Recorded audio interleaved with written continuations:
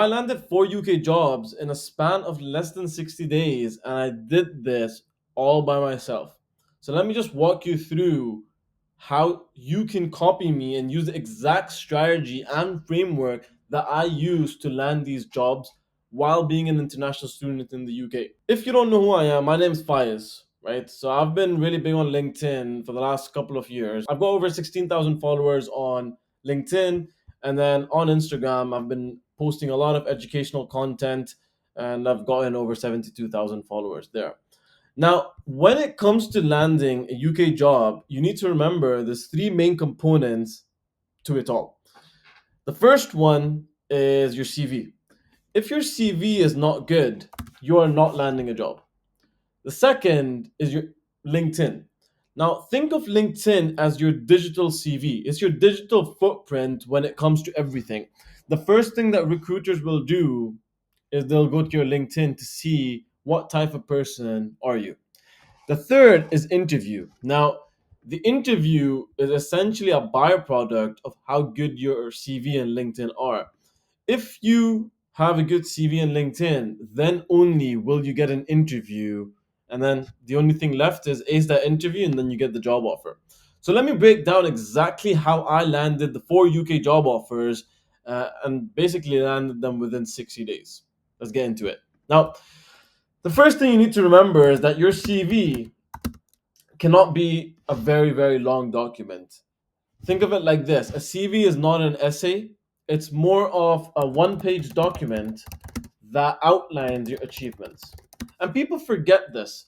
People think that a CV is somewhere where you're supposed to list every single thing that you've done from your high school up until where you are right now. But that's not the case.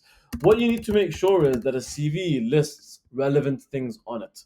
Because if a CV doesn't have relevant things on it, then your CV is not going to make any sense to the recruiter that is reading it. So that's number one. Number two is that a CV is written in bullet point format. Bullet point format is the most important thing that you can have.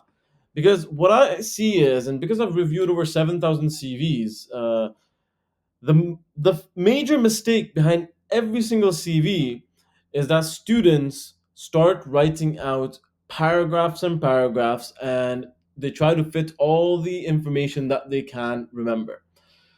Look, if you're writing a novel, then that's perfect. But this is a CV at the end of the day. So it needs to be written in bullet point format and it needs to be very concise and clear and straightforward to the person that's reading it.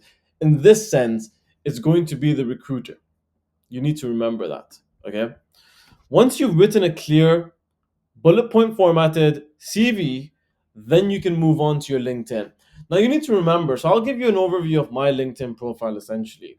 My LinkedIn profile, and there's a couple of things that you need to remember for your LinkedIn profile. You need to have a really clear profile picture. Your banner should be very clear and it should basically tell the recruiter who you are as a person. The second thing is your headline. It should be super clear who you are. So for example, I'm the founder of a company called the Graduate Network. Essentially, it's a company that helps international students in the UK land jobs. And if you are someone who's looking for a job, DM me on LinkedIn or Instagram, and I'll be more than happy to help you out. Now, the next thing is that you need to make sure that you've got over 500 plus connections because the thing is, recruiters, they want to see someone that's super active on LinkedIn.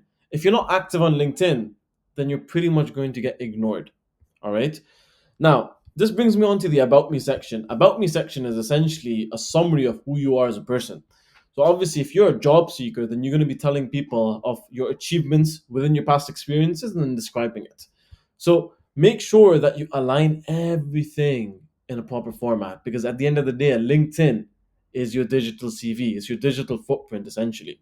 Now, you need to move on to experiences.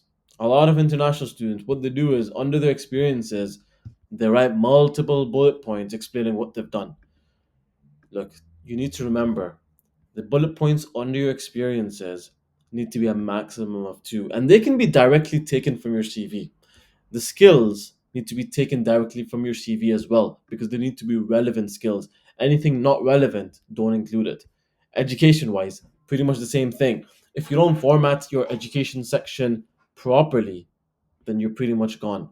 And this is something that I teach within the graduate network. We've got LinkedIn optimization sessions that we hold, but we've also got a LinkedIn optimization checklist that teaches you exactly how you can format your LinkedIn properly from the start till the end, which is right here.